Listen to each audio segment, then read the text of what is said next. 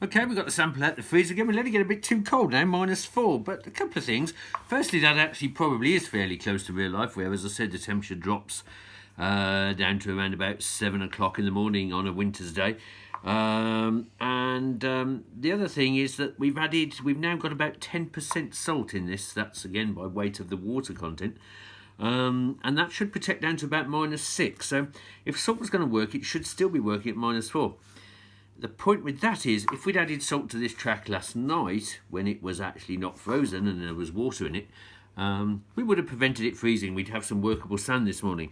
What we're trying to do is rescue ourselves from a poor situation. As the joke goes, we should have started from somewhere else.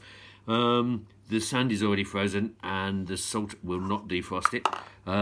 Let's just do a bit of harrowing again and just show that.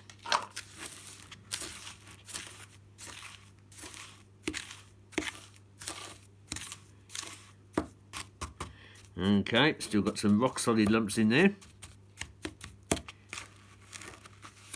It's just starting to get a little bit softer.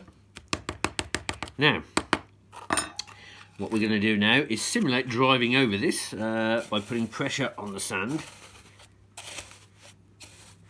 So we're getting a nice bit of sand compaction there now.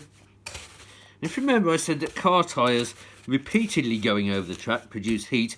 That's because of the pressure on the sand itself. So the advantage of doing this repeatedly is that you will turn a little bit of the ice into water, and that will give the salt a chance to dissolve in the water and a chance to actually defrost the sand. So we're repeatedly driving over this then with our tractor.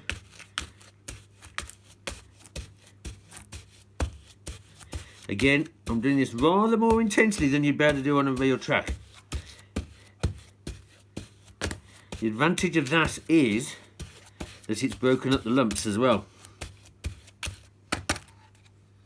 Let's just see what that's done now. You can see the surface is just slightly wet now. But we're harrowing up the surface there. Still very lumpy. Certainly better than it was, but it is still lumpy. Nice big lump there that's got away. You're still not going to be able to run on that track. Now I think the point with that is that if you come in the morning and the track is frozen, really look at the weather forecast. If the air temperature isn't going to go up above freezing point within the next 2 or 3 hours, you're not going to get your track defrosted to anything like a usable surface. Now, obviously, there's two aspects to defrosting the track. One is the air temperature itself. The other is if you get direct sunshine on it. And either of those will give you a chance to defrost your track. But if neither of those is going to happen, then pretty much at 6 o'clock in the morning, you might as well give up. If you are going to get direct sunshine on the track, obviously it may not fall, depending on your particular track, it may not fall on the whole track. And that's going to be a problem. You will only be able to defrost the parts that the sun falls on.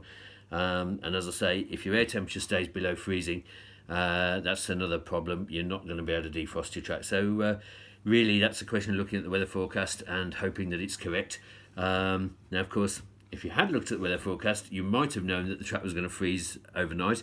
Obviously, the weather forecast isn't always right, and on those occasions you'll get caught out. But if you do know that it's going to freeze overnight, putting the salt on when the